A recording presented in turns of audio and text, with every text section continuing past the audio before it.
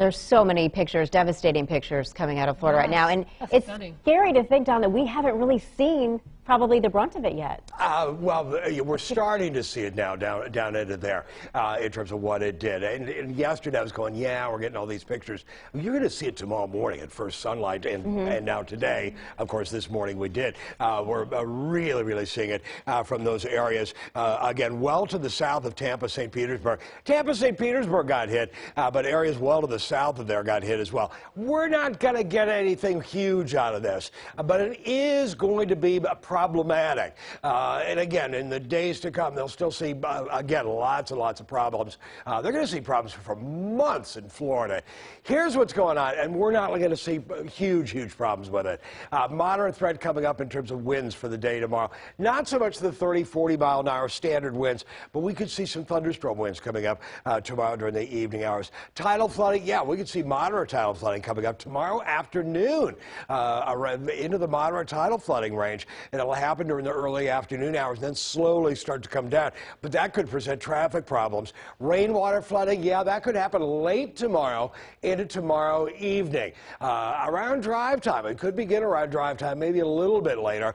And with that, after dark, this is a tropical situation. It's not going to be a tropical storm. It's not going to be a tropical. It's not going to be a hurricane. Certainly not even close to either one of those. But we could see some isolated tornadoes in that tropical situation going on. Here's what's going on with this. Again, tomorrow or this evening at 8, 75 mile an hour winds. It's over water right now, so it's likely to continue to maintain as a minimal hurricane coming up through tomorrow morning, and then slams ashore somewhere near Charleston on up into central South Carolina, and by 8 o'clock on Friday, it's got 50 mile an hour winds, and then it's got 35 mile an hour winds into western North Carolina, and then western Virginia, 15 mile an hour winds. But we're going to get the remnants of this thing. It's going to smear all kinds of rainfall our way, mainly though tomorrow.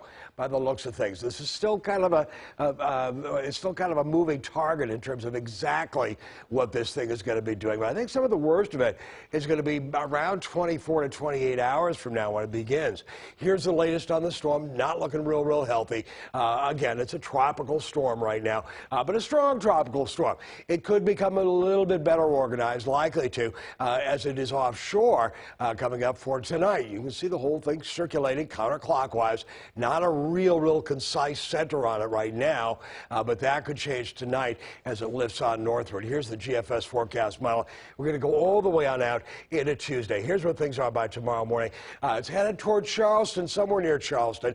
Heavy rain. Lots of wind coming offshore so far, but it's still going to push the tide up into there. There's where things are coming up by Friday evening. By tomorrow evening, we're likely to see some rainfall that's quite heavy into the area, certainly by 7 o'clock or so. And there's where the storm is, so it's nowhere near us. But you'll note there's kind of a kink in the wind flow right into here. As that is lifting northward, this is going to transport all kinds of tropical humidity our way. And with that, during the evening hours, coming up tomorrow, even into the later evening, toward midnight, 1 o'clock, 2 o'clock, we could see some strong thunderstorms, and we're under a very slight risk for severe weather coming up for tomorrow night, including an isolated tornado. There's where the center of the storm is, according to the GFS. The hurricane center is a little bit farther to the west and northwest by then. Here's where things are coming up into Saturday. Saturday might be warm and rain-free. You might end up with a little bit of sunshine. You might likely ending up with a pretty decent day, warm day coming up on Saturday. Sunday, scattered rainfall by the looks of things right now. Now we've gotten past Sunday and into Monday, and a little bit worrisome, a little bit higher uncertainty as we start to see by late Sunday and on into Monday, again more of a northeasterly wind flow into the area that could punch the tides back up, a little bit more steady rainfall into the region for Monday. Here's where things are by Monday evening. What is this?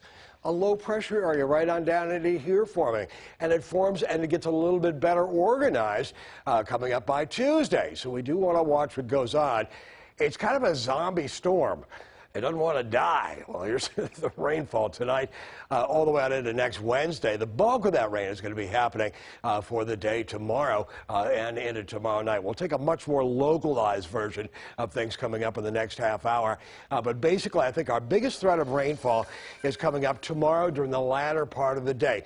Saturday, just an outside chance of rainfall. Sunday, a pretty decent chance of rainfall. But then by Monday and Tuesday, we'll want to watch what goes on with that storm as it redevelops on offshore.